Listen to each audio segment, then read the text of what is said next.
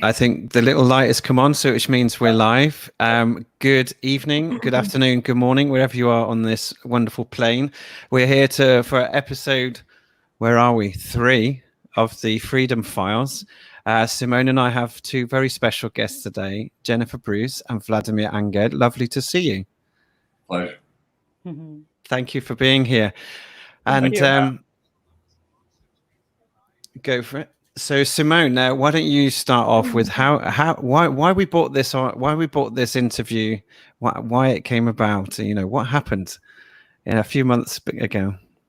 Well, firstly, I would like to say hello to all our lovely viewers and welcome back to another show. It's lovely to be here again. And one of the things that me and you, Robin, we wanted to be able to do for people is bring forward refreshing views and perspectives of other people. We're so tired of seeing the same stuff. You can go through YouTube and see everything about Bill Gates. You can see everything about what Boris is doing. You can see what Q movement is doing. You don't need to be bombarded with all that in order to be whole, in order to really see things from a much higher perspective. I think it's really important that we bring fresh revelation, fresh perspective to our audience. And so that's one of the reasons why we've got our wonderful guests this evening, Jennifer and Vladimir. But also some people who have been following Event 202 from the beginning will know that Jennifer was due to be on Event 202 back in, what is it now, nearly 3 months? I think it was April. Yeah. 30. So you didn't manage to get on, did you, my love? I was in the Zoom room for 1 minute and then I got kicked out. And I was so sad because, you have a lot to offer. We had a wonderful discussion before, when I was inviting you onto the panel. And I was just so sad that you couldn't share with us your story, your suggestions to help people through what was coming down the line. So one of the other reasons why I wanted to bring you on the show is for you to be able to share with us, what you were feeling at the time, what you were experiencing, what you were seeing, and perhaps now with hindsight, what you're sensing and feeling now. But before you do that, I would like you to introduce yourselves to our viewers. So I'm going to invite the ladies first, Vlad, so I hope you don't mind. And I will... Well, that means you've got your gentleman. So... So Jen, why don't you explain to our viewers a little bit about yourself? As I said to you in the chat before coming live, I never like to say job titles. It's like labeling people. It's putting people into a box, and we're not to be labeled by what we do. We are people. We are, we have a journey. We have a story. We have a consciousness, and I think that's really important. So if you could share with us a bit about your background and then describe yourself to our audience, please, if that's not too difficult. No, it's easy. I'm glad you get to go first. And it's actually really timely because I just launched my website page for the first time. I've been working on my website for, 2 years, and I've been too chicken to make it public.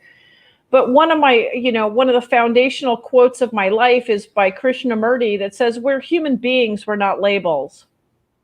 Right? So I've resisted that tendency that a society puts upon us to label ourselves with something. So I got my start, actually, it was all by, it was never planned. I wanted to study art. I wanted to study music. My parents told me they wouldn't pay for my education unless I was pre-med. So I ended up studying chemistry and biology. Then later on, I moved to Seattle, Washington from California, which is where I was born. I worked as an organic chemist for 4 years, and then I got involved in the pharmaceutical industry.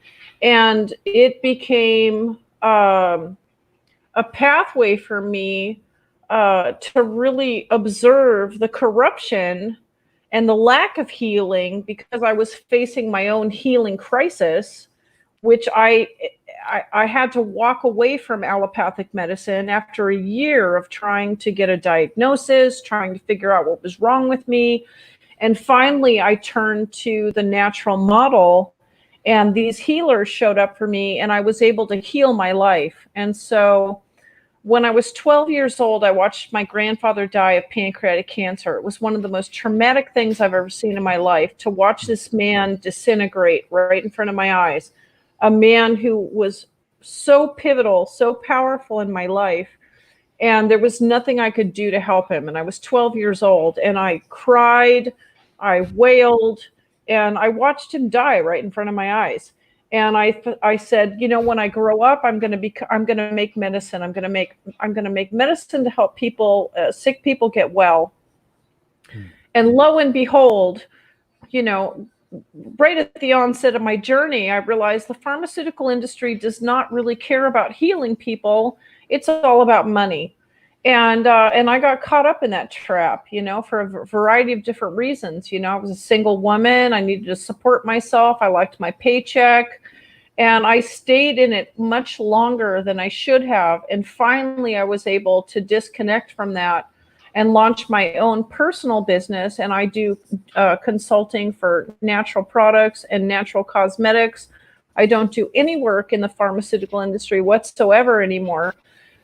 But it was over the years that I worked in that industry, I saw a lot of really crappy shit go down. And it's really one of the things that I really want people to understand is that, you know, this industry does not care about your health.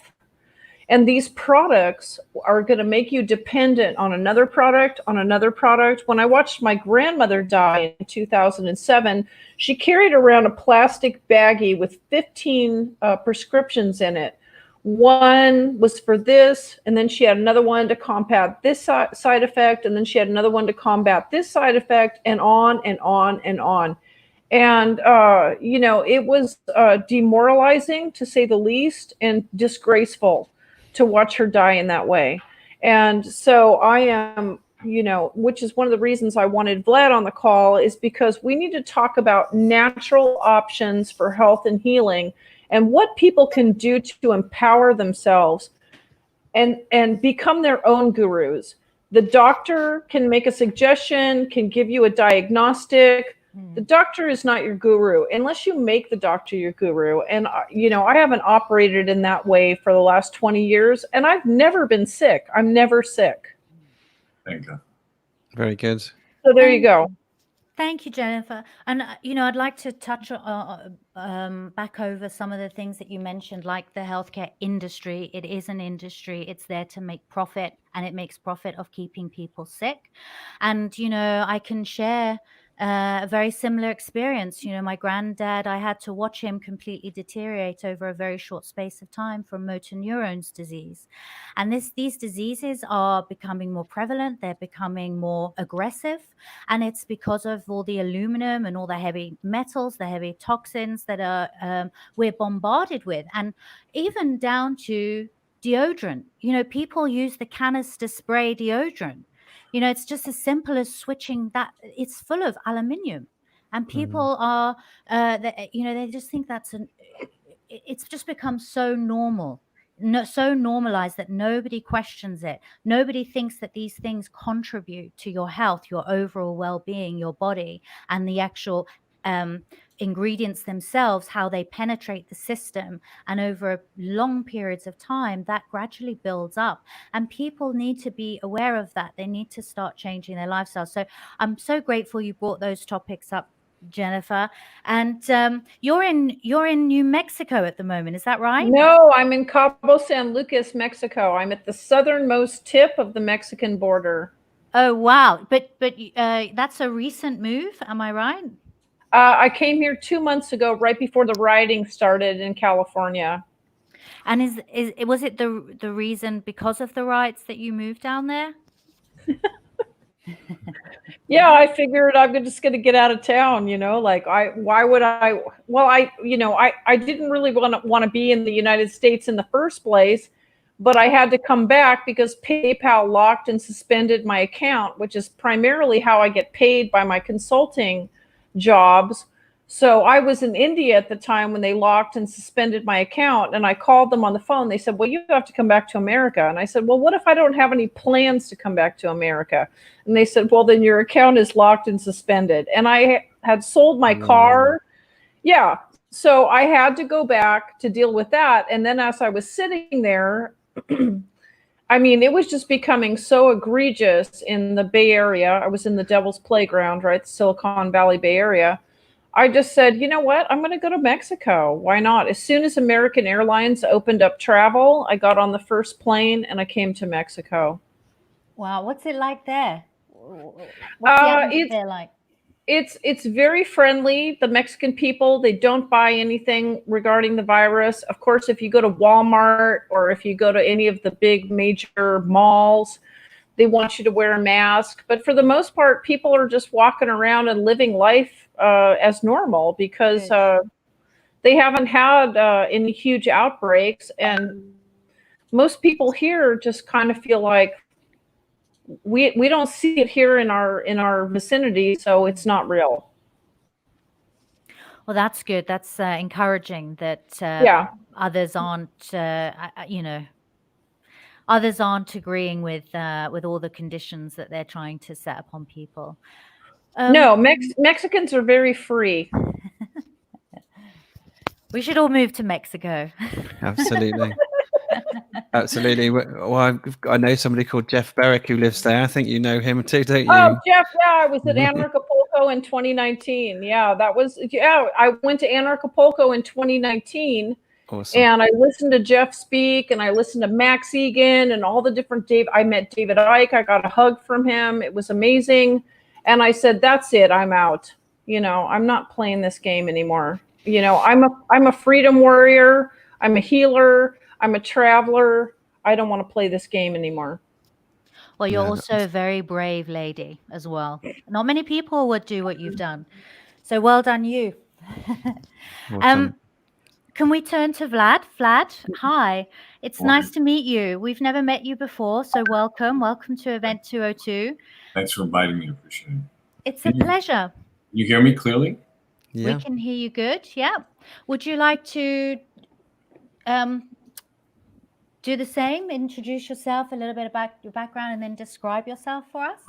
Sure. My name is Vladimir Engert. I came to the United States in 1978 from the former Soviet Union. I was born in Odessa, Ukraine. For those of you that don't know, Odessa is it's on the Black Sea. During the Soviet Union, it was responsible for one of the biggest ports in the former Soviet Union. The port was responsible for 52% of trade for all of the Soviet bloc countries or Soviet Union. The second largest opera house in the world. When I came to the United States September 25th, 1978. I grew up in my formative years, probably about 2 to 4 years. We lived in Brooklyn, New York, and then I went to a military academy. And after I left military academy, I ended up moving to New York City and made a life for myself. I spent a few years loitering around and wandering around, but probably in my late teens, I discovered myself, and I didn't start a career as a healer, but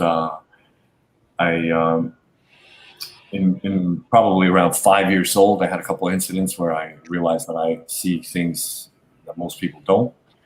And around my 30s, I started a professional practice as a psychic healer.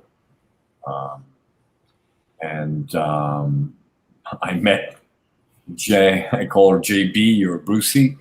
Those are my terms of endearment for her because she's Brucey. And around 2002, I was discovered by this gentleman his name was Tom Worrell. He was building an environmentally conscious resort out in Taos, New Mexico. and I was married at the time to the editor-in-chief of Departures magazine. And so somehow our souls came together and the life plan unfolded, and we went to Taos, and he invited me and my ex-wife to come out to Taos, New Mexico and live on his resort property. While there, I had already started in 1998. I started a practice as a medium. I used my abilities for just about everything. I mean, I looked for oil wells, I solved homicides, for missing people, and by the time we got to Taos, I had started healing. And we ran into a young man who had a severe heroin addiction, and he decided to throw himself out in front of a moving truck, which was a Chevy Blazer. He, as a result, he didn't get killed, but he had 2 breaks in his femur, a break in his pelvis, and all of his lower lumbar vertebrae were turned and sticking out, protruding, not through his skin, but his skin, you could see them clearly. Ouch. They were basically turned. And I had been running a center called the Agama Sanctuary in Taos, New Mexico for Tom. And I guess I was lecturing for University of New Mexico, and they brought him along because someone in the university knew him. And I ended up having to, just as I was telling you, I had to drape his arms over my neck to drag him up to the 2nd floor because he couldn't walk. We call that a fireman's lift. Exactly. I treated him 7 times and put everything back, and he would sit in a cafe and set up conversations and tell people about what happened to him. Nobody can help him. He was in a rehab or nursing home because surgeons refused to do anything for him because it was impossible. They couldn't move the vertebrae. They were afraid of the disc popping out and so on. There was a bunch of problems. And so we ended up helping him, and my practice in the last, that's how I met Jen, by the way. I guess he had told her his story.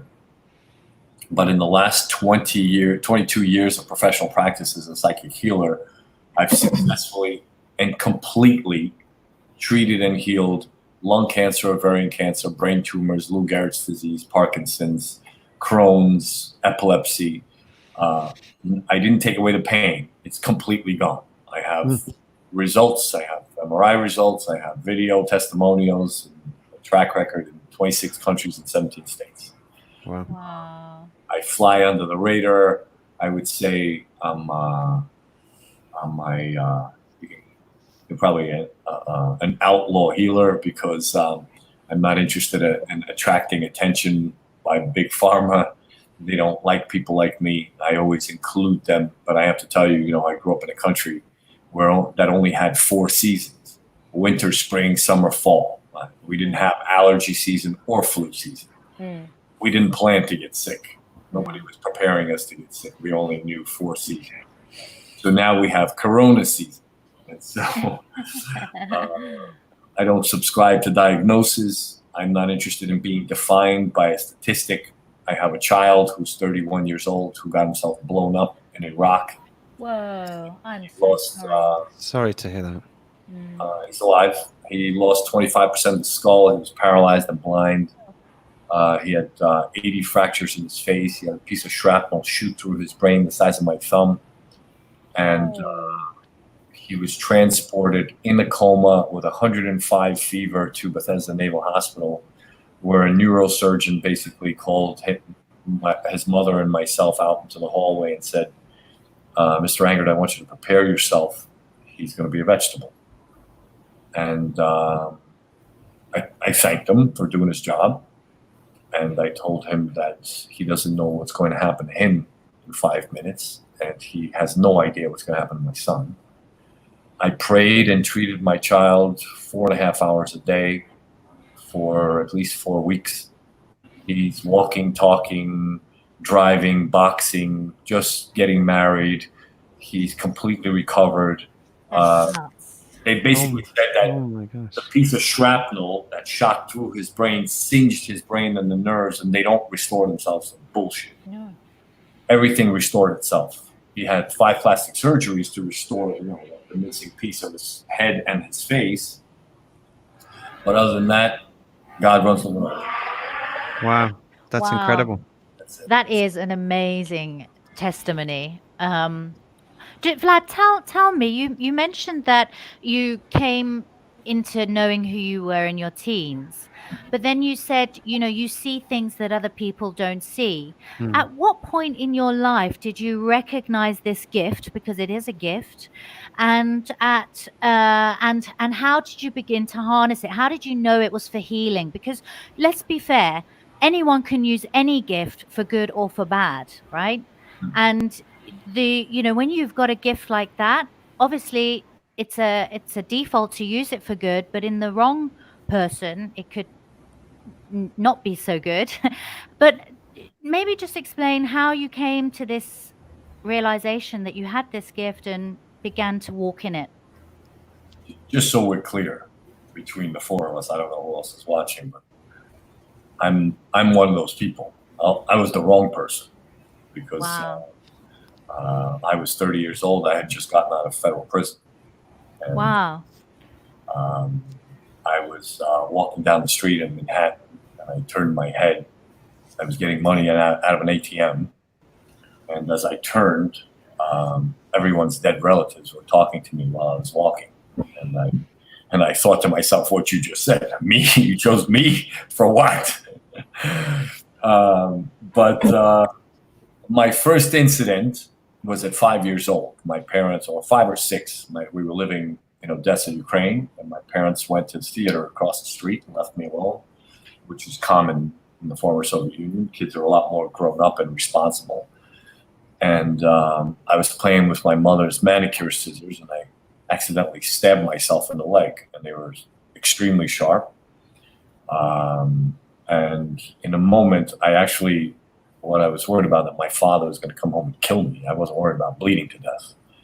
So my father would probably beat me to death. That was more scary to me. So I heard a voice that said, "Don't panic. You won't bleed." I pulled it out and I didn't bleed, and it just closed up. Probably sometime had passed, and we lived in a beautiful limestone building built by the Greeks in Odessa. And at one point, my mother and I walked into the building. She brought me home from school. I must have been 7. And as we were walking down the hallway, she said, Andre from down the hall had died today. And I saw a tiny box open in front of my forehead, and showed me that Andre had fallen off the toilet and was leaning against the wall with his head. I didn't know a stroke from a heart attack. I was 7 years old. So I said, I realized, I didn't say anything, but I realized that I was seeing something that wasn't of this world. I still hadn't made any sense of it, because remember, growing up in the Soviet Union, there's no God, no religion, no understanding if there is an entity or there is something otherworldly. So I didn't start to understand anything until we came to the States. And there was a lot of talk about God and religion and all kinds of different religions. And so. So 1978, you moved to America. How old was you at that point? I was 10. Okay. Sorry, carry on. Yeah, I'm 52 now. Look good for 52.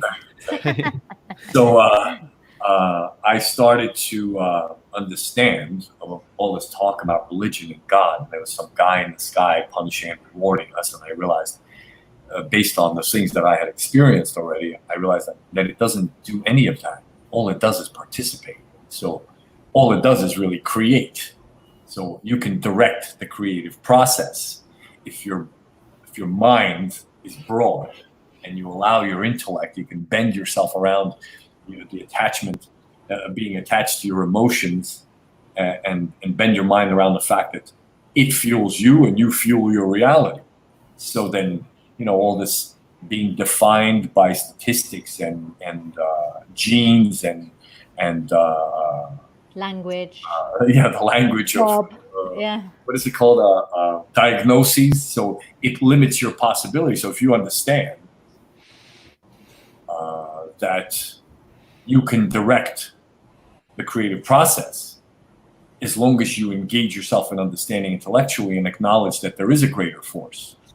There are a lot of what I call theorists. I love Wayne Dyer, and I love Jerry Epstein and all those guys that wrote about theory, and Deepak Chopra, who writes about, westernized Hinduism, but they never actually replaced a body part or restored a disc or replaced a vertebra or healed a broken bone in 18 minutes or talked to Mary, Jesus, and Joseph and whoever else is out there. You know what I mean? So to me, they're just theorists. Now is a time for people who are like you and I, who are practical. And I took this term from my uncle, who's a renowned psychologist. We're phenomenologists. I like that. Because it's a phenomenon. There was no way that I could have done that to this young man that I got introduced to, with a broken femur and broken pelvis. There was just no way I could do that myself. So there had to be a vibrational state of being. Anyway, by the time I was, I keep jumping, but I'll get to it. That's okay. By the time I was 32, I had a number of phenomena happen, and they weren't just apparitions or I didn't see a couple of ghosts. I had an interaction with a master soul. Someone had called and said they had a little boy that needed help. It was 11 months old who was born with a condition called hemivertebra. He was missing an L5. The L5 was only half. And he was 38 degrees, leaning sideways. And he was introduced to me with his mother and his grandmother. He was scheduled for a fusion, but they really don't live very long. Even when they fuse their spine, the cerebral spinal fluid doesn't function properly. And so within 2 years, they're gone. Yes, the cerebral fluid is vitally important. If that gets any toxin or anything gets into that system, that's your central nervous system gone. Yeah, brain dead. I wasn't aware of all that. But. Yeah. No, for the audience, and I say that because I've got a friend who is seriously ill right now, lying on his bed at age 26 with a lumbar spine, not just one, but several growths where there's sacs of the fluid from the spinal cord, and now it's pressuring on his spine. And the reason was from an old lumbar puncture wound that was done incorrectly, a meningitis one by the NHS. And of course, they won't take responsibility to it, but this poor guy can't live his life. He's stuck in a bed waiting for an operation. It's so severe, that no one's willing to really operate on him because it is so dangerous. If you drain that fluid out, if you get that infected or anything, that's it. Well, we'll talk about him after if you want. I can help fix it. So, but anyway, with this kid. They brought him. I had an experience in the bathroom. I saw an entity that called itself Yoshua, and I asked him if he was ever in a human experience. He said yes, and he put something in my palm. I asked him what he can tell me that would help me be a more effective healer. He said, "Anything you can imagine is real." So they brought the kid. Quinn Francis, I can use his name. His mama still talks to me. She's on my Facebook page. He's now 17 years old. In 45 minutes, I replaced the vertebra. And that's what the Master of Christianity gave me. Wow. A piece of energy that formed itself. Wow. It turned itself as a result of the human experience and the density here. It turned itself into solid matter. Quinn Francis is an extraordinary little boy. I met him, he was 11 months old. He's now 17. It was a completely restored vertebra. That's a miracle. That's You know, phenomenal. that is what we call creative miracles, where, you know, an ear grows or new eye grows or a new leg or whatever. And these things do happen. They're very rare because most people aren't, they won't step outside that reality, that the reality that they've been presented with. They won't step outside that box and, like you say, begin to imagine the impossible. Everything in heaven is there. There's storehouses filled up with new eyes and new legs and new kneecaps for people. And literally, you know, you know, I've had experiences where I've prayed for people and they've been healed. And Right. it's, you know, whether they've got their hearing back or whether they've got their taste back or whatever it is.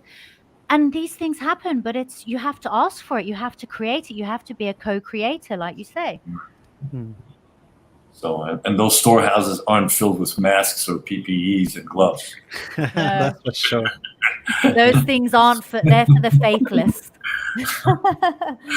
So that's enough about me. I mean, unless you have other questions, I'm happy to answer them. I love participating. Thank you. Well, I would like to encourage our folks watching, our audience, you know, do you have any testimonies? Do you have any questions that you would like to ask our guests this evening? As we go through, we will pick them up. But why don't we move back to Jennifer? Jennifer, sweetie, why don't you tell us about your childhood? Because you have some very real life experiences in relation to programming. And you have also have a call out, which I want to give you the ability to make on this channel, because I think it's an important piece in your journey. Yeah, so when I was 8 years old, and I was in the public school system, and I was a very shy, very introverted. I was a loner. You know, I didn't have a lot of friends. And one weekend, we had what I call two very well-dressed people show up at our doorstep.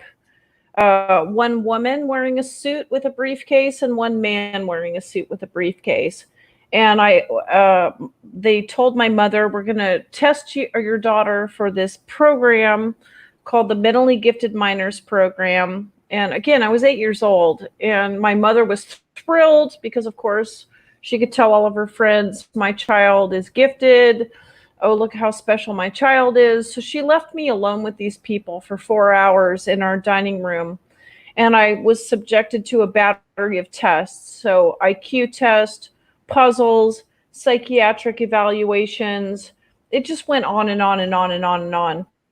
And they also tested my sister, who was 2 years younger than me. But because her IQ scores were considerably less than mine, she was not qualified for the program. So what ended up happening was I was indoctrinated into this program. And I vividly remember one day a week, I had to leave the school grounds and walk to the curb and wait for the school bus to pick me up, to take me you know, around the neighborhood to this location where this program was happening. And I could remember waiting for the bus, getting on the bus, riding the bus, but I couldn't remember anything that happened during the program. So, you know, fast forward many, many years forward, I started Googling. I started getting online and looking for people like me that may have been involved, because other weird things started to happen. And I won't get into graphic details, but my behavior changed radically.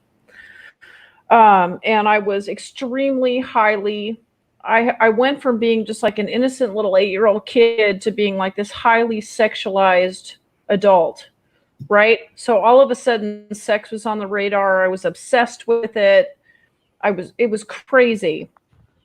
And so, you know, I got online and I started looking for other people like myself, and I started to realize that this program existed all throughout the world. It had different names. I was in the Mentally Gifted Minors. It was also called the Gifted and Talented, program. It had a lot of different names, and it was a DARPA-funded program. And when I tried to recover my records 10 years ago, they told me all my records had been burned and it wasn't possible to retrieve any of my records. which I thought was really weird. But it was also very difficult for me to make contact with anyone else who'd been involved in a program like this. So I considered it to be sort of an MK Ultra light program. So at a very early age, you know, I went through this program and I don't even actually know what happened, but all I know is that I had no memories after the fact. So there was some type of a memory wipe, some type of something went on, and I was basically groomed to become an executive in the pharmaceutical industry, which I fought the entire, so I did end up getting involved in pharmaceuticals. I did spend 25 years in the industry, but I fought getting into leadership roles. I did not want to be a VP. I did not want to be an executive director. I did not want to be a president. There was something in me that was still able to kind of hold my integrity in place, which is very, very strange, because I think I was definitely groomed to have, and if I was still in the Bay Area, I mean, I could be the executive director of quality for Gilead right now, in charge of all the coronavirus testing, right? No. I mean, it could have easily goodness you're not. happened. Yeah, no, it could have easily happened. And I think that what parents don't understand is when they're putting their children into these public school systems, you really don't know what's going on. And again, my mother, I love my mother. And I know that she always wanted the best for me, but she let me sit with two strangers because they said, oh, we think your child is gifted. And, you're going to be able to hold up a sign that says my child is gifted when this is all over with. But what did they do to me for 4 hours? I really still don't know. I mean, I was young. I was really, really young and impressionable. And I was also very compliant at that time because I had a lot of abuse in my family. There was a lot of addiction going on. There was a lot of domestic violence going on, witnessing my parents fighting with each other, and and physical violence towards us children. So I was not one to say, like, no, I don't agree and I'm not going to do that. If somebody told me to do something, I'd do it. So, yeah. So, I mean, if there are any people out there watching who've had, and I've even reached out to female friends that are adults now, that I went to the same elementary school with, and said, do you remember this program? Can you talk to me about this program? I was not the only person on the bus. Really? So why can't I remember anybody else who was on the bus? Why can't I remember what happened during the program? Somebody has to know something. But, as far as I know, it's all just a big wipe. So just remind what's the name of the program again? It was called the Mentally Gifted Minors. And which region was it? Was it a rollout nationally or? This was in California. It was also known as the Gifted and Talented program. And this was in the early 70s, so around 75, 76. So just so everybody's aware, Jennifer is looking to reach out to anybody who had a very similar experience within the same program or framework in California during those years. And so if anybody is aware of anyone with that history, please do reach out to us and we'll put you in touch with Jennifer. I really pray that someone will come forward, Jennifer, because I think that will bring a bit of closure to that part of your life that seems to be missing. Well, and also for the children that are coming up in the school system now, like, what are they being subjected to? We don't want them experimenting on our kids. That's disgusting. Well, this is why I believe that they are putting in place these laws right now, which take away our constitutional rights or our just sovereignty, our natural, God-given, unalienable rights, where they take away your children, your property. And I believe that is where it's heading. They will. So, yeah, whether it's in a school or whether they come to your home, they want full access. Well, and you should ask Vlad about this because he's a father of 5. I'm a mother of none. Well, same. So come on then, Vlad. Look, I encountered the resistance of the medical community and the legal industry, because it is an industry. Yeah. I was living in San Diego. After Taos, New Mexico, I was asked to go to San Diego to use my abilities to find oil wells. Wow. And Oh, wow. the oil company supported my practice. I lived in Rancho Santa Fe, and I got a call from a woman who was a oncological nurse for a hospital in New York. She said, I have a 9-year-old with a 4-centimeter tumor on his brainstem. They gave him 3 months to live. He's had 4 rounds of chemo and 4 rounds of radiation. And I refuse to subject him to that anymore. But they told me that they will arrest me if I don't let them. What? Yeah. And that child services had talked to her and told her, there's just no way you can do anything else. And if you don't let us, we will arrest you for child neglect. So when she spoke to me, I said, well, if you got the balls, I'm here. Let's go. She put a kid on a plane and came to me in San Diego. He was 9 years old. In 4 sessions, the tumor was gone. She went back to New York, and the chief oncologist, who was an Asian guy, she said, when he took another MRI, he started crying. She said, why are you crying? He said, why doesn't everybody know about this guy? My point, today the kid's 21 years old. I think it was 2006. So whatever. It's 21 years old. So my point being that they will insert themselves. They will try to take your kids. They will not allow you to have alternative treatment. Now I think it's eased up a little bit, but if God forbid a child is sick and you deny medical treatment and you're a parent, you become the enemy. You can get locked up.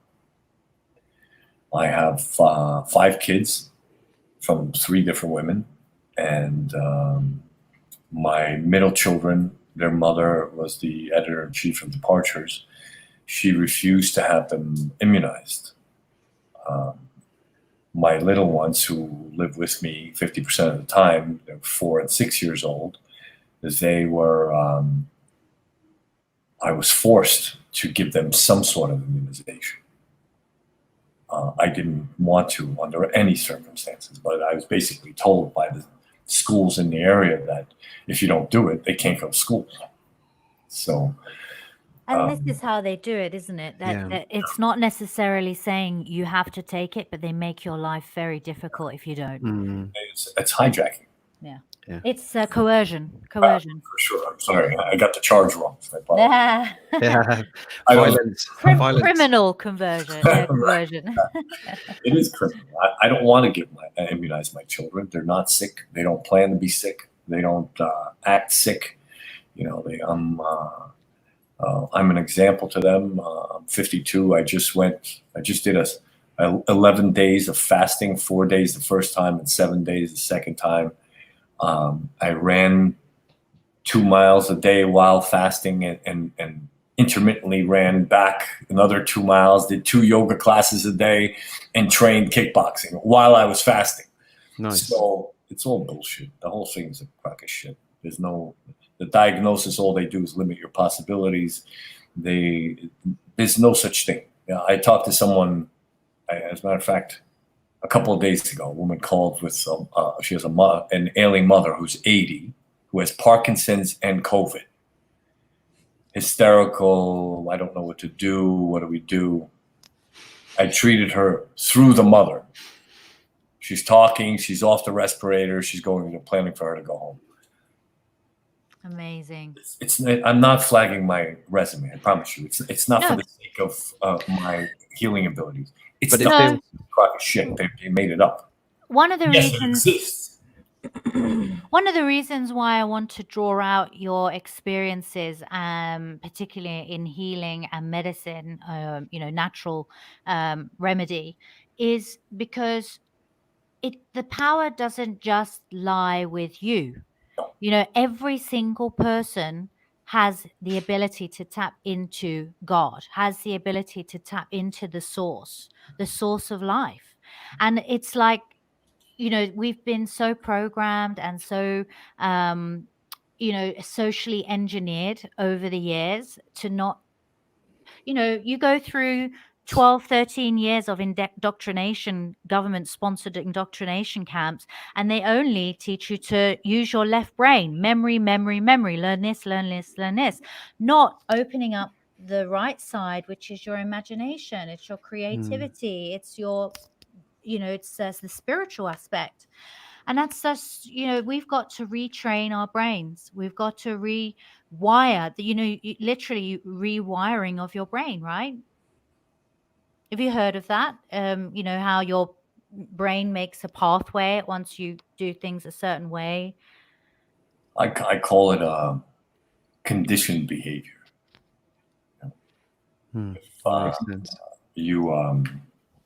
I had an interaction with a controversial figure, otherworldly figure, and I asked him what happened in his story according to the Old Testament, as the Christian world calls it. How did he? I'm sure you heard of Moses, right? Moshe, yeah, Moses, yeah. So he said, I said, what happened? I thought I had body mites. I started smacking myself in the middle of the night. I went to see a guy at Columbia University in New York City. He said, Vlad, you don't have body mites. You're insane, but we already know that. I love it. So I said, look, go into one of your meditations and see if you can help yourself, because you're going to end up in some facility picking out your follicles into a plastic bag.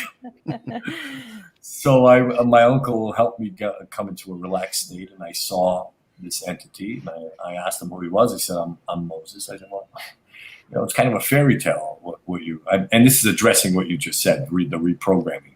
I said, what did you do? What is it that you did? He said, I engaged the slaves in understanding that they did it all to themselves. They thought like slaves. Yeah. They didn't have a ritual life and or understanding that there's a consistent flow from the source of all life, that you need to engage in understanding intellectually, and that you have to actually take an action to reconnect. And he explained to me that when you think oppressed, you become oppressed.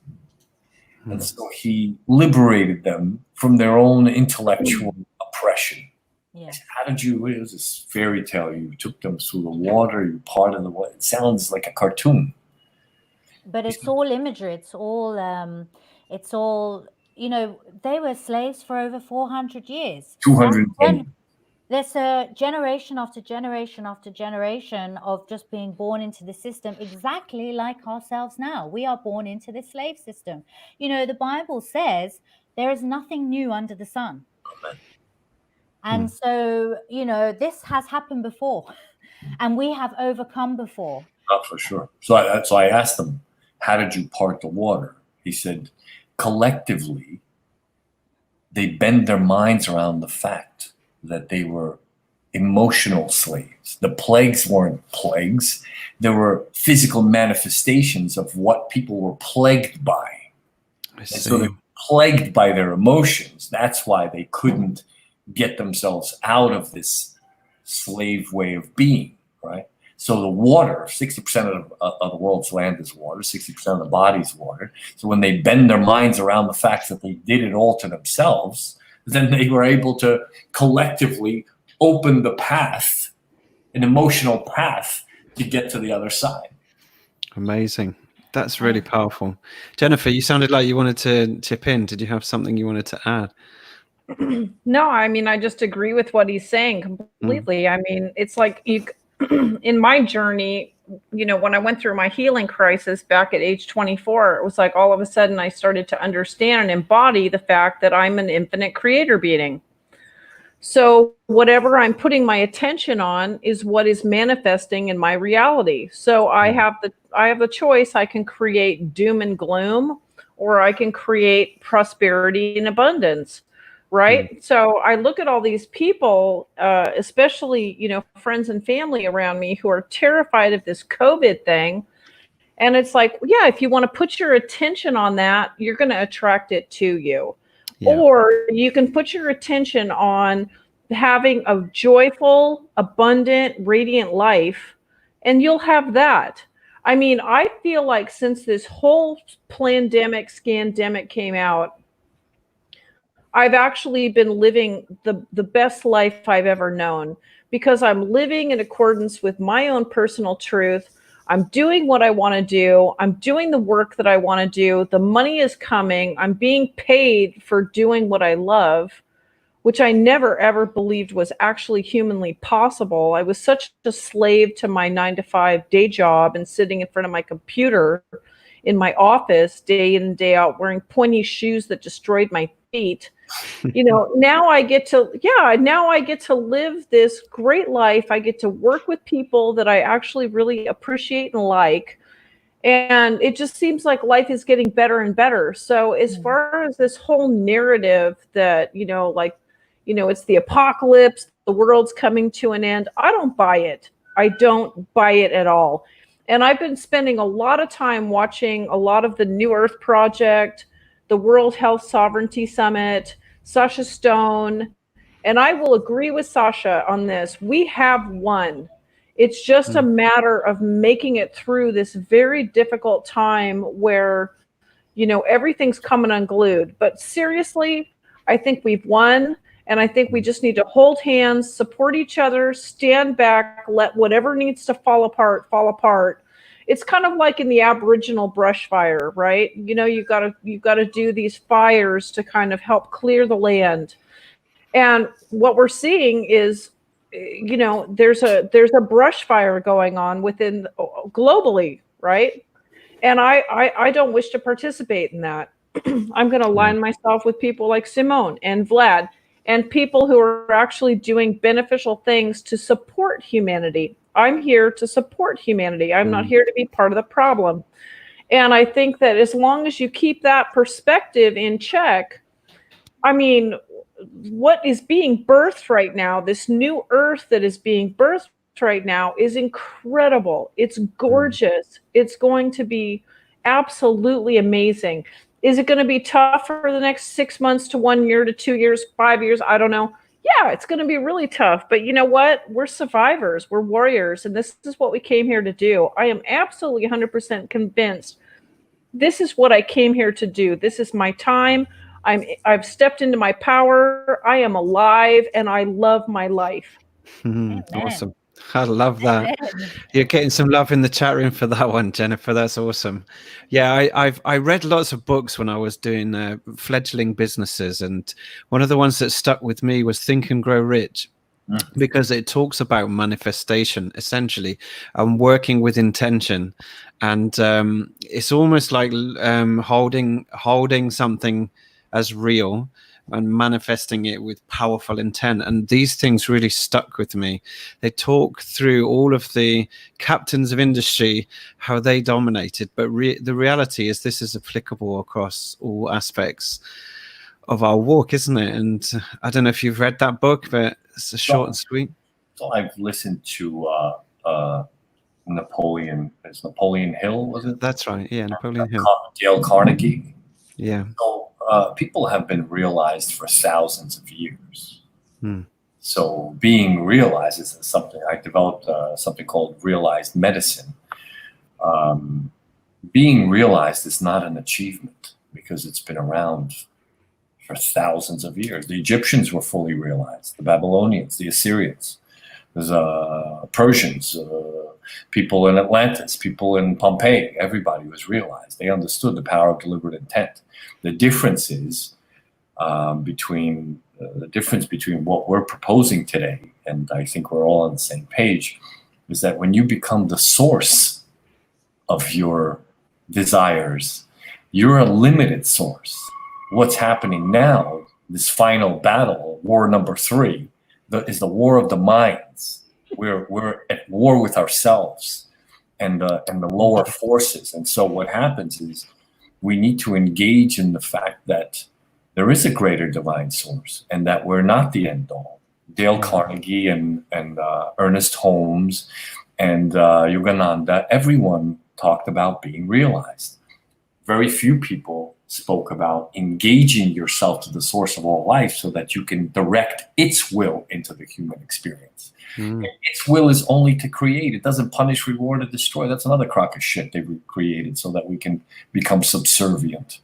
Nobody's punishing or rewarding. All it does is create. You want to be a crackhead or a crack dealer, you could be a successful one. Because, I mean, if you apply yourself, right, you take the steps, you stand on the corner, you sling your shit, and that's how it happens. So, but the truth is, there is the eternal creative force doesn't have a morality. It has what's called a vibrational standard, so to speak. And that's when we align to it through ritual life, whether we're Hindus, Muslims, whatever it is that we are, it gives us a ritual life through which we devote ourselves to it and acknowledge it. And then we tap into the eternal, never-ending force that co-create a reality we truly desire. Do you know, something that's come to mind there is my Tai Chi classes and karate classes, where you go through patterns, you go through katas, don't you? And that's disciplining yourself so that when you come to a combat situation, it's all flowing naturally. Your chi is flowing through you, and it's just happening in a really energetic way. I think the guys that are best at Tai Chi can literally step out of the energy of all this most aggression through karate. They can literally see the energy and move out of the way, and it's stunning to watch. But I guess all of these patterns and religions are disciplining ourselves to connect, like you say, aren't they? I'm kind of hearing a parallel. Well, and we're all built, we're all made in his image and his likeness. So that means every single person, every single man and woman, child on the planet is in the likeness and image of our divine creator. So you have this innate, it's like your gut is like a second brain. It's not, if not the main brain. And I really believe that everyone, you know, it says in the scriptures that that God has put eternity into the hearts of men. That means that you will always know that you are created, that there is a divine source. And I just find it interesting that everyone's search here really is to search for the divine creator, to find that source. It's finding your way back home. It's a nice way of putting it. This whole pandemic. I'm sorry, Robin, go ahead. No, I was just saying, that's a nice way of putting it, Simone. You know, everyone is building resilience right now. Everyone is building, I don't know, just kitting out their sailing boat so that it can ride on the waves of this roller coaster of this storm, should I say? And yeah, it's testing all of us.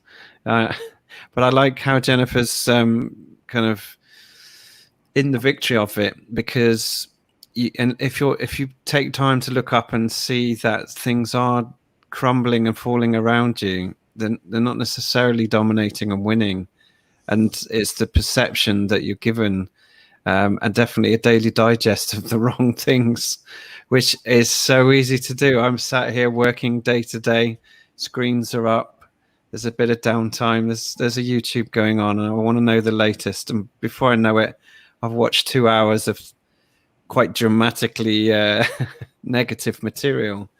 And I guess, again, it's part of the discipline. We have to learn to turn that off. I'm guilty as charged. I like to know what's going on. But I run a little show on a Friday called the Feel Good Friday Show, and it's about just finding fun, laughter, some irony, some poetry, some music in what is actually happening. And thank goodness for that show. I don't know what I'd do without it. Well, there's a wonderful promise as well. You know, the scripture says, seek God with all your heart and you shall find him. It's a promise. Every person here can seek God and they will find him. If they're doing it out of the purity and the honesty and the genuinity of it, God is there. He doesn't like proud egos, because that just gets in the way. Satan took a fall because he was too proud. It's the first sin. So unless you have to move your ego away, you have to take away that aspect, humble yourself, seek him, and you will find him. It's simple. The problem is that no one's seeking God, so no one's finding him. I wouldn't say no one, but generally, there's a lot of lost people out there who don't know that they are special, that they are unique, that they are endowed with these God-given gifts and abilities to share and build and create and explore. So Jennifer, do you mind if we ask you what's got your attention at the moment? Where's your focus right now, and how are you helping people with your work? So I've been creating I've been learning how to use iMovie. It's been kind of a slow process. And I've been making some of my own videos, and I've been doing a lot of writing, and I'm just doing a lot of one-on-one consulting with my clients that I do work with. And honestly, a big part of this journey, this COVID journey, has been having to let go of a lot of people that have turned out to be quite toxic, not committed to their own inner work, not committed to participating in being part of the solution. And that's been really heartbreaking. And that's also including family members. I mean, I have some family members who will not return an email from me, and I'm okay with that. So I've had to become really, really resilient in terms of, and I've been on my own for quite a while. I'm a single woman. I have no children. I've been divorced for 11 years. I rehomed my cats a year ago, and I've basically been on the move. I spent 10 months in India, 2 months in Byron Bay, Australia. I was briefly in California. Now I'm in Cabo San Lucas. August 1st, I'm flying to Bali, Indonesia. I'm going to be in Indonesia through the end of the year. So I'm kind of like, I'm like a solo warrior. And part of that is, finding the support that I need for myself within my own community. And then also feeling like I'm engaging in activities that are like contributing to, being part of the bigger solution. And sometimes that's just as simple as like last night, I stopped in a restaurant on my way home. There was a guy sitting at the bar eating his dinner. He looked really lonely. I sat down next to him, and then boom, we had a 1-hour conversation about, how he's feeling about COVID. He's from St. Louis, Missouri. He's come to Cabo for a couple of weeks to get a break.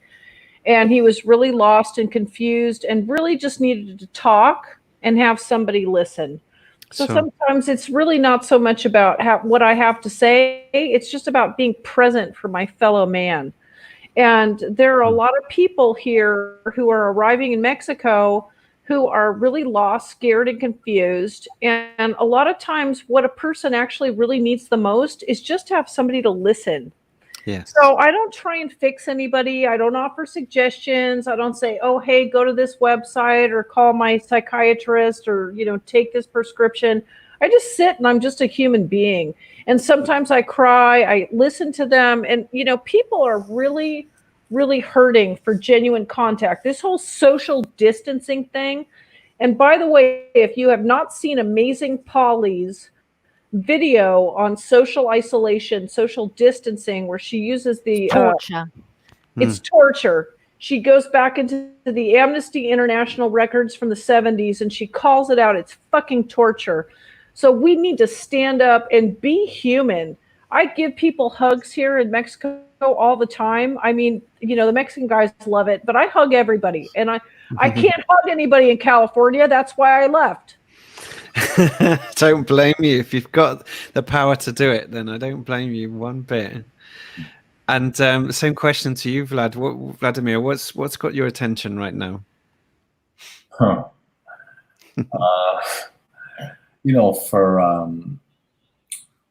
My practice doesn't really stop.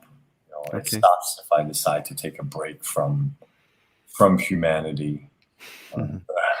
I decide that I've heard enough stories and treated enough people. But at this point, what's got my attention is my desire to engage other human beings in understanding. It's more important to understand, I think, than to believe. Because people have been asking us to believe in something we can't see for thousands of years. And I found a way to do it so that people can understand it first.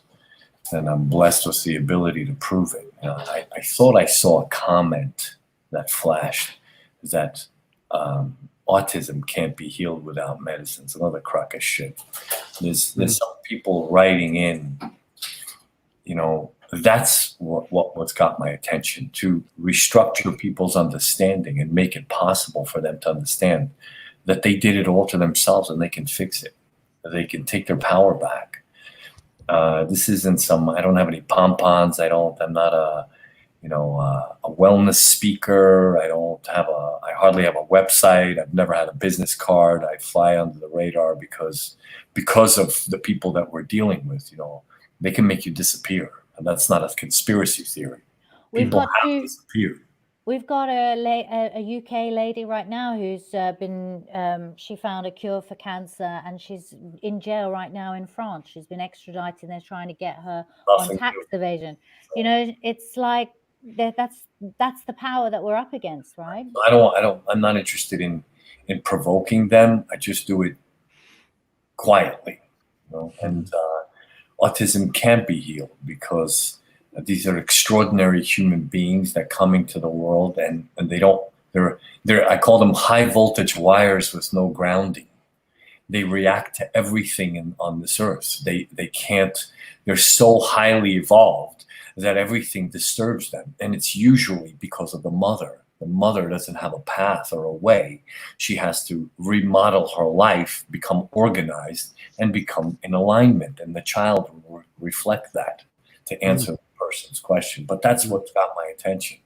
That's what I'm doing. I think it's happening right now. Jen all of a sudden reappeared in my life. A bunch of other people reappeared in my life. It's just coming together because there's a bigger audience for this. I've been hiding, it's not as if I'm avoiding, but I don't treat it like a business, even though I charge for my service. I'm not a holy man. I don't proclaim myself to be one. I've had a bunch of extraordinary experiences, but that's what's got my attention because I have a practical understanding and I don't believe it. I know it. Why don't you share with our audience some simple tips or wouldn't even say tips, but any suggestions that would really help them going forwards, whether it's to clear the mind, or to protect the heart, or whatever. What advice could you give our listeners who are currently experiencing isolation, fear, or upset, disappointment, or even suffering health ailments just because they won't go and get access at the usual doctor or the hospital at the moment? So I believe that this is an enormous transition for humanity.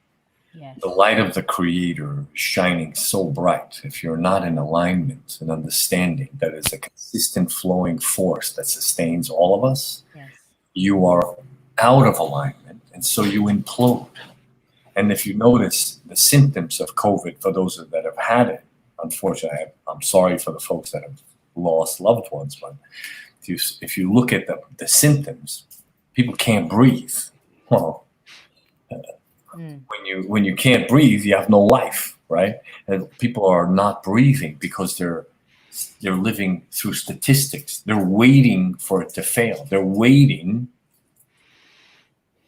to die. Setting yourself up. Of course. Yeah. So then, what you want to do is imagine, I really honor guys that become like SEAL Team 6, right? I always talk about them because they're extraordinary people. I mean, you have to be extraordinary to endure that.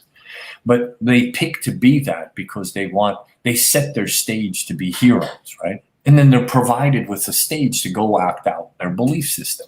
Yeah. And so they go into their stage and they act out, and some of them survive and some of them die, being heroes. So they basically have chosen their stage in their movie. They go and act out their movie and move on. Well, the same here. You can choose the reality you want to be a part of. You can sit around and watch Antifa all you want. Antifa is simply Antifada. It's the Arab Muslim world trying to move in and infiltrate. All the other bullshit that goes on. It's just people trying to manipulate and get this guy here out of office that runs this country.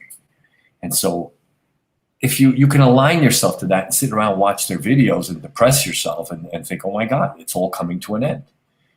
But the truth is, if you decide to realign yourself and have a ritual life, I don't care what religion you are, stop this spirituality, nondescript spirituality. It's meaningless. You can stick your feet in sand and water all you want. It's bullshit. You can hug a fucking tree if you want. It doesn't have the energy that created you, because the creative force is actually a vibrational force. So if you came into the world as a Christian, then you should be a Christian, because it creates order. If you came in as a Muslim, then be a Muslim. Stop avoiding religion and stop making God as some punishing force in the sky that's punishing and rewarding you. Stop humanizing it and create some order in your life. When you have a ritual life, you engage yourself in receiving. You stop being afraid, because it fuels the soul in you. It expands the light of your soul. And then you have a broader view of reality. You don't have to subscribe to all the insanity that's going around you. Beautiful.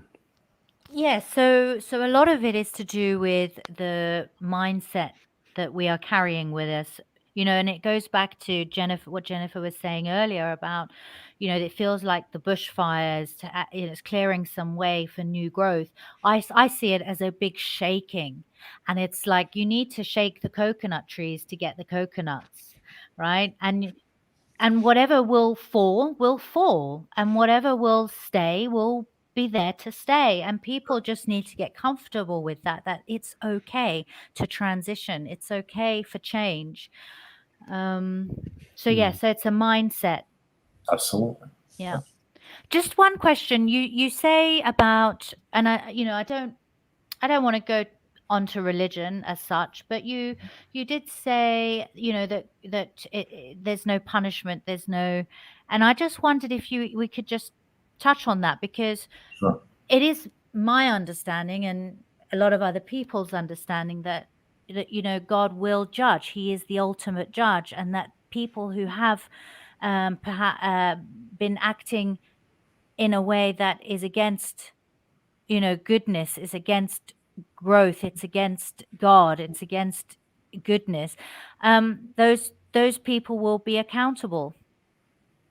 How do you feel about that side of things? I mean, if there is no punishment, if there is no judgment, does that mean that people, when they return, that there will be nothing? Judgment is a human emotion. You have to stop humanizing God as if it's some guy in the sky with a beard or blue eyes or blonde hair. Okay. So then, essentially, what I'm saying, if you want to say, go ahead, please. Well, I just thought about instantly. My mind goes back to the beginning of the Genesis, when Cain killed Abel, and God punished him. God punished. I mean, he didn't curse him but he cursed his work of his hand. He would just roam forever and never basically have any fulfillment. So should I answer that, or should we go back to the original punishment? Well, okay. Well, I was kind of wrapping it in, but please go ahead. So the moment you say that it judges and punishes and reward, you're insinuating that it's constantly watching us to see whether we're good or bad, or naughty or nice. It's made up nonsense, because it doesn't stop fueling the human experience. It expressed itself into the human experience through us, and we are its expression, and our lives are our expression. And so then when you take the role of the creator, you assume that you're self-sufficient and you take another life, then you disconnect yourself from the flow, and eventually you implode because you can no longer co-create, because now you're God. That's what it's not a punishment, it's just a reality of not having the flow in you. I see what you mean. It's being cut off from your Of course, you cut yourself off. Yeah. So you're out of alignment from the flow. It stops flowing through you, regardless of what you know. Look, I don't know where you're from, but John Gotti was a very successful guy. Did you know that? Who's John Gotti? He was the godfather of the Gambino family in New York City. Oh, okay. Sorry. Yeah, They we're made billions. And he died in an Illinois prison from throat cancer. What does that say? Where was God when he was killing people? Sammy the Bull Gravano testified for 200 days and said, this guy made me kill 19 people. I assure you it was a lot more than 19 people. Why did he die from throat cancer? From all the things he didn't say. He was mortified that his best friend testified against him for 200 days. And he was successful because he understands the power of deliberate intent. They're shooters, they're cowboys. You don't do what they want, they kill you, right? So they're successful in the process. But what happens to them? What happened? He wasn't punished.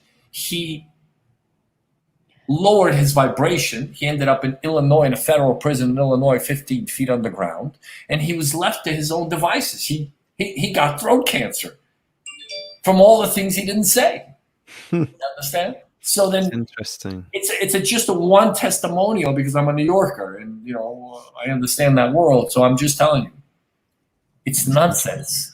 You disconnect yourself. You take yourself out of alignment, so you implode. Sodom and Gomorrah wasn't destroyed by God because God doesn't destroy. It's a creative force. Why would it destroy its own creation?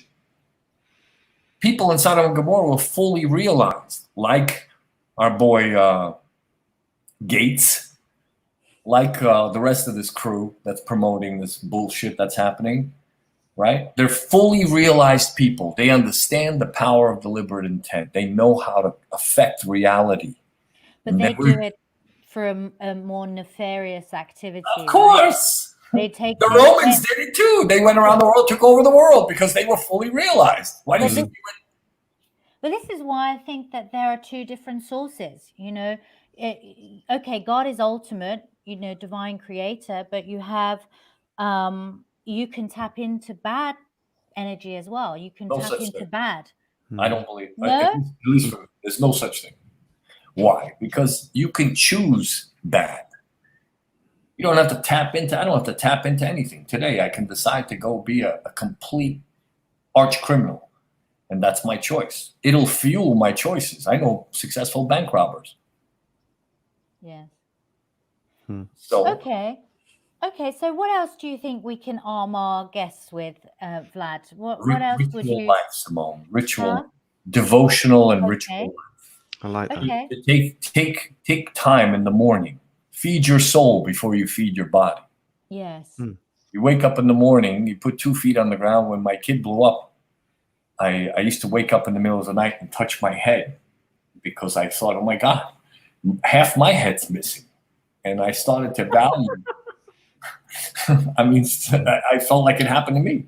When I saw him in the coma, I started to value just putting one foot in front of the other. It wasn't some shit I read in a book or a concept I read in some philosophical discourse. I really understood what if I couldn't put one foot in front of the other? So I started to value and find ways to value every step. Well, the point of this whole thing is to find value in everything. Once you find value, I had a fantastic quarantine. It was incredible. I fasted. I saw clients. I hung out with my girlfriend. We got closer. We discussed spirituality. We did everything. It didn't stop me. All it did was bring me together with my heart and soul. So ritual life, devotional life. If you want to stop living in fear, engage with. The Sikhs have an incredible system. Kundalini yoga.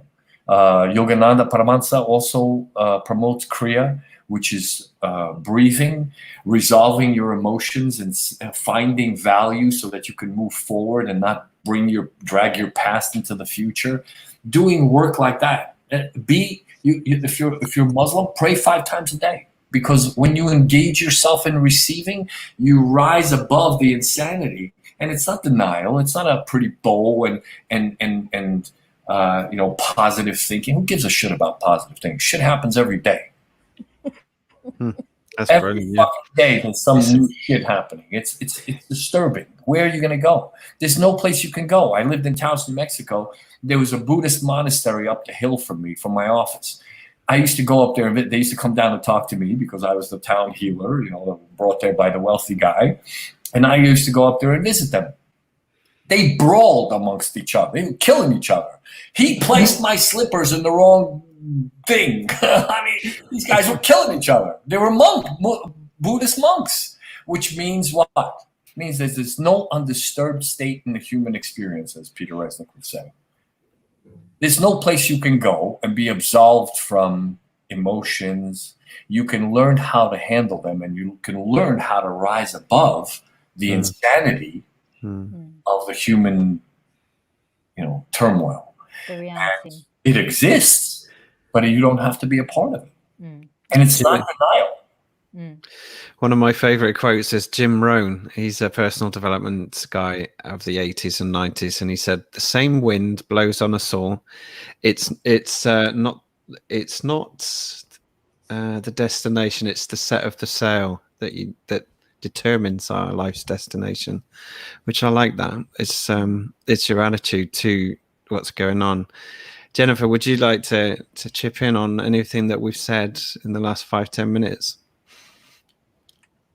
I'm loving this dialogue, and it's so great to be, I was so bummed out when I missed event 202. And I was, I did weeks of research. I had a notepad full of notes. I was armed and ready to go. And then my internet cut out and I was devastated. And, I just feel like everything comes in the right time, and I've stayed in contact with Simone, and I've been a part of event 202.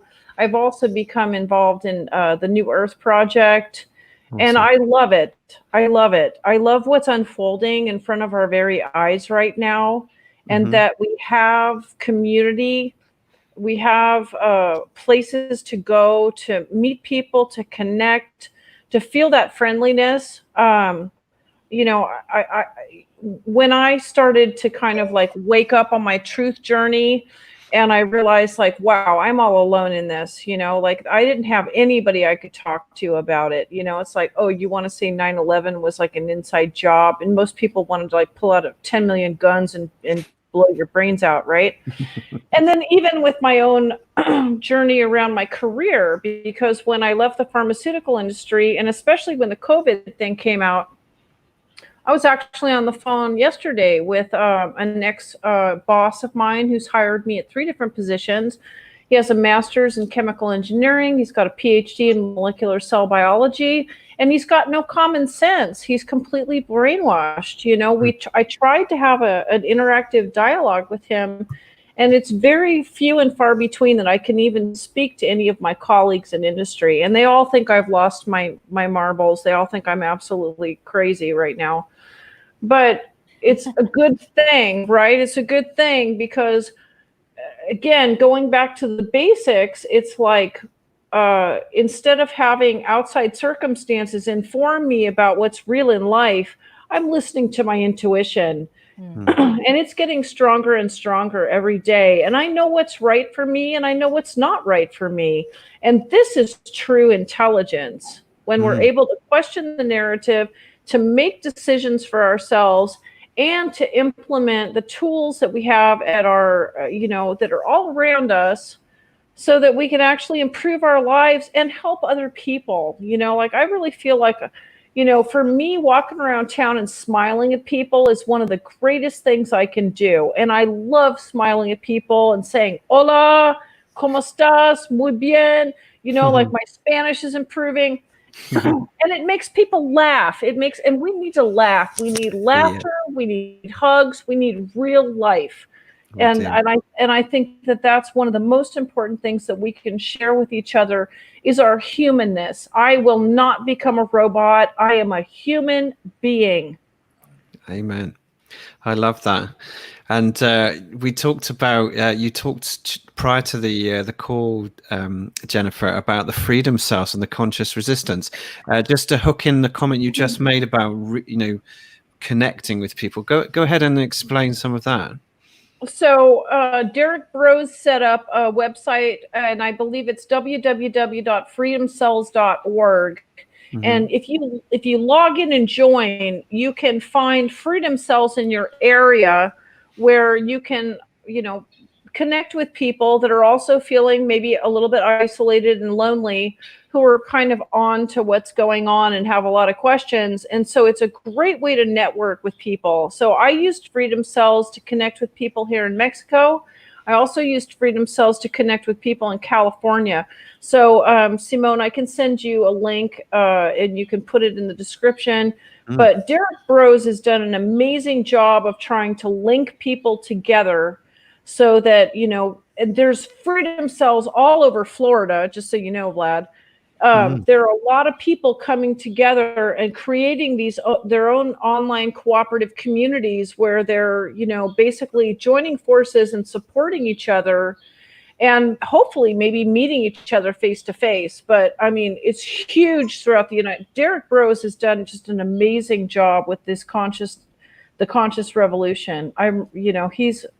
He's an amazing guy. Yeah, we were so thankful to have him on as a guest. And just to remind everybody, his website is available through Event 202, all his links. But obviously you can go direct as well. But if you can't find it, it is in Event 202. And yeah, he's doing really well. He's doing some awesome things. Just to say what we're doing as I would say it's similar in the sense of building a network. But I know his is building off-grid living arrangements, which is just one step further. We would hope to get there, but we're at our beginning stage at the moment. What we're doing is actually getting people connected. So everybody who has signed up to Event 202 and has provided us with their location, we are now getting in touch with people. We've sent emails this week to everyone in Canada. We've done the UK. We're now working on the USA and Australia. And all these people we are emailing, and we're going to start connecting you. And then we're going to be able to get the information to arm you and equip you with what you need, resources to take action, respective action in locations. So anybody who has signed up, I just want to remind you, check your emails this week, check your spam and your junk folders, just in case we've slipped into there, and just be on the lookout. And if you haven't signed up, Robin will put it in our chat for you. And that is just a link to get involved and become connected into our network, which is growing, by the way. And we are working with people like Earth United. We're working with the Common Law Courts. We're now getting in touch with Sasha Stone. We've got Judy Mikovich. We've got loads of people who are now coming on board to take collective, collaborative, consolidated action. So if you want to know more, get in touch. I just thought I would put that out there. Absolutely. And I don't quite have the link right now, but it'll be in the show notes 5 or 10 minutes after the stream is finished. That's no problem. And for those that haven't seen anything of Derek Bros's work, do go back and watch the last live stream, which was a roundtable full of people just explaining and sharing their joy at connecting with others. And it's a bit more descriptive about how it works as well in that round table. Really, really good live stream. So why don't we start to wrap up the conversation, guys? Vladimir, what would you say to people now facing potentially more lockdowns, more rubbish that's going to be coming at us, control measures? What would you say to people as the best way to get through this yourself? realign yourself, Like it. collect yourself, create order. It's an opportunity to create order. You know, the fact that they're separating us, that's even creating boundaries. You know, people are so used to, you know, I know Jen talked about hugging, but in my community, there are boundaries that I crossed myself. But if you think about it, you know, guys come over my house and want to kiss my wife. I don't need to kiss my wife, and I don't need to kiss yours. So what it's doing really, it's creating healthy boundaries for people. I can express my love to you. You feel me when I look at you, right?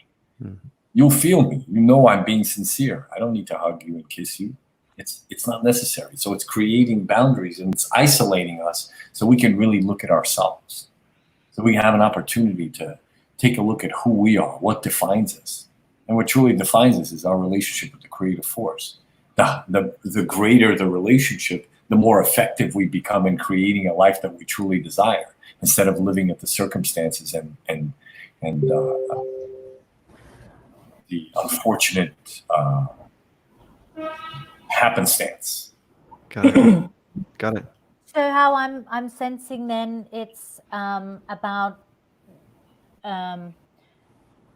getting a fresh perspective of where you are at right now in your life and how you want to take it forward, right? Sure. That's good. And It's good advice. Everybody has the time. There's no excuses. It's rebuild. Yeah. It's such a great opportunity. I don't want to take any time. A lot of people have lost a lot, Vlad. You know, there's a lot of people who have just woken up in the last couple of months. I'm even one of them. And you know, when you realize that your whole life is basically a lie, and that everything you've ever been taught is a lie, it's really hard. It's hard on your psyche, it's hard on your body, it's hard on your emotions. And then on top of that, you lose friends, you lose people, good people in your life, because they're not where you're seeing this and they're not. And that puts a wedge between you. And so not only on the relational side that's hard, but on your own body and health, your mind and spirit, it's hard. And I just like you, I want to encourage people to use that as a time for rebuilding. You know, there's a reason that God has shaken that stuff, and that those things have crumbled. But out of ashes comes beauty. Can I make a suggestion, Simone? Of course. That when people are looking at all the, you know, there's a lot of people talking about losing. They're losing this one and that one. But really, if you look at reality in a realized way, meaning you understand that it's not the law of attraction, it's the law of co-creation. Yes. So then if you look at it that way, then you understand you're not losing anybody. You're losing elements of yourself that were delusional, confused, living on the bottom, living in your own personal Egypt, slaves of your habitual behavior.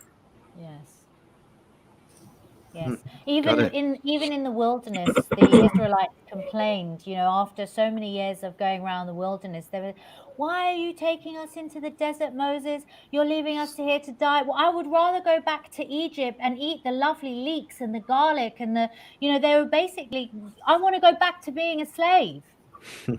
And so I also want to encourage everyone who's having those thoughts, I wish life would just go back to the way it was. No, don't. That was an entrapment. That is a snare. So yeah, you're right. There's greater things ahead of you. And Jennifer, why don't you leave the listeners with a parting shot as well, as to how would you tackle potentially more draconian measures and more constraints? How would you leave people? What thoughts would you have? So this is not a belief. This is actually a knowing. I hold on to this knowing. It's a truth that lives within my heart that we have already won. That we, the people, we're going to go through some amazingly difficult times, most likely. And what we need to do is hold on to each other, to support ourselves with our own daily practice, as Vlad said, to have a disciplined daily practice, what you do the minute you wake up from bed, how you get through your day, how you schedule your time, what you do to support yourself, how you nourish yourself, who you look to for support, and know that this is just the beginning of something absolutely incredible. I have after sitting through the whole 3.5 hour World Health Sovereignty Summit, watching all the videos, there's not a shadow of a doubt in my mind. There are so many leaders speaking out, so many healers, medical doctors, ex-military, active military. We've got this. We have got this. We've won. We just have to hold on for a little bit longer because things are going to go sideways as they need to. And that doesn't mean that we have to go down with the ship. Right? So I'm sovereign. I'm not going down. I've been through hell and back. I'm not going down. I'm still here. I will stay here. I love it. I love it. And Simone, was there anything you'd like to say before we wrap up? No, I'm just so delighted to have you wonderful guests on. You've blessed me. You've blessed our viewers watching.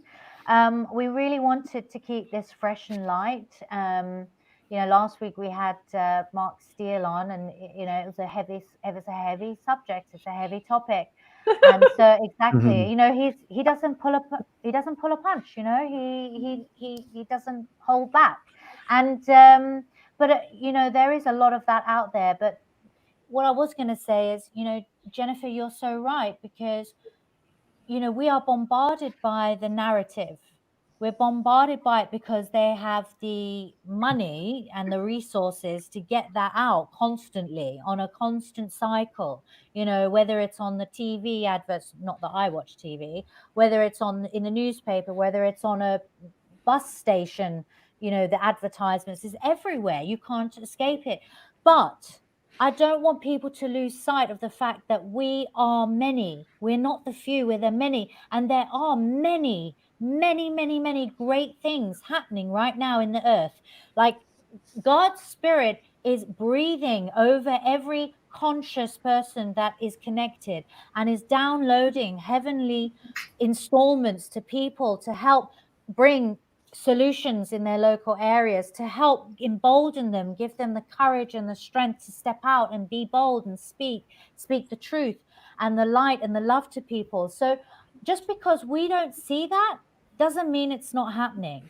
Those things are happening every single day in normal life, in everyone's normal existence, and you can be a part of that too. So just an encouragement to everybody.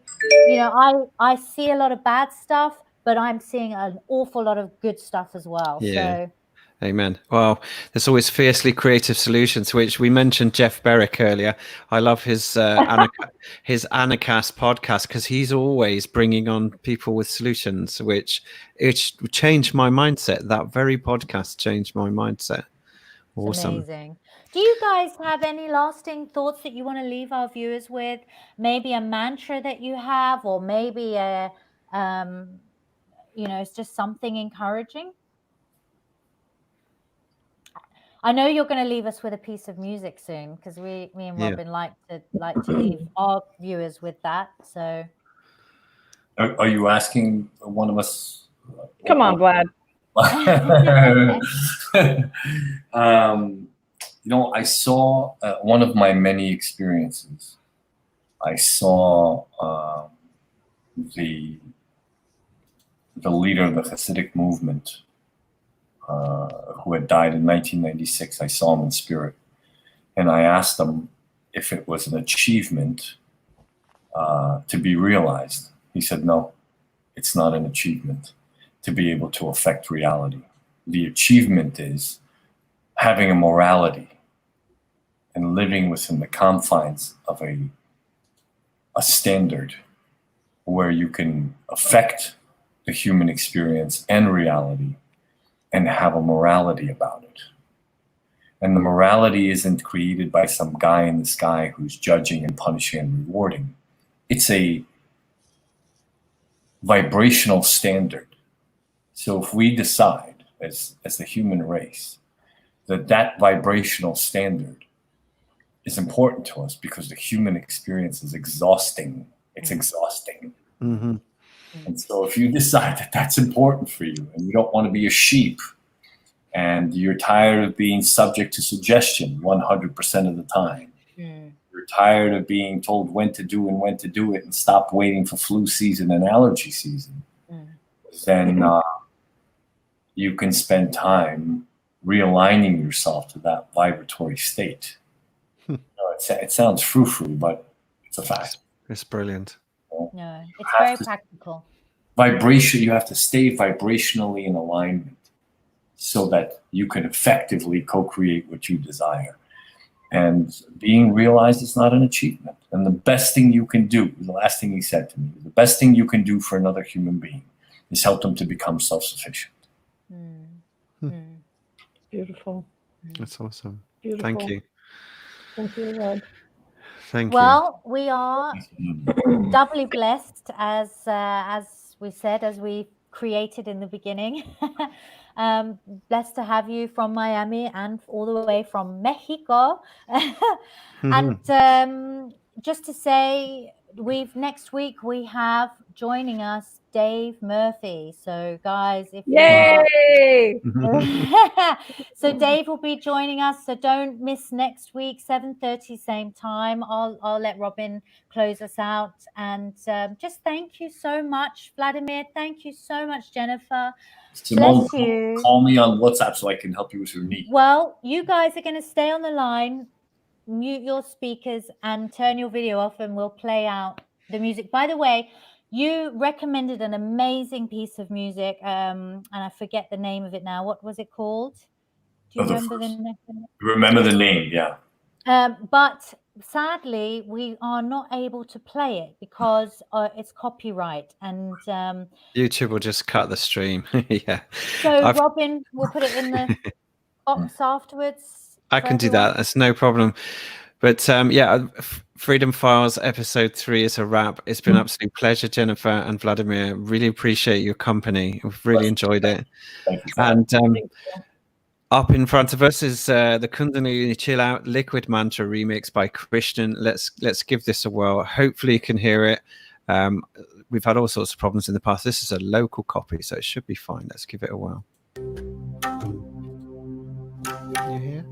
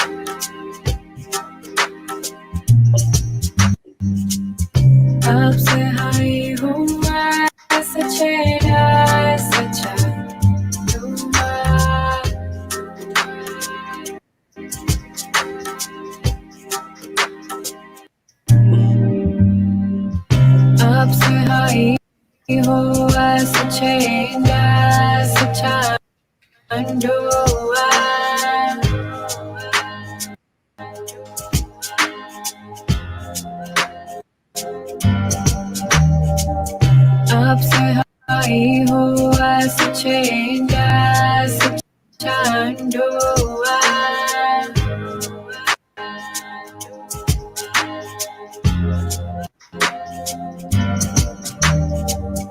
up say hai hua sa chenga sa chandua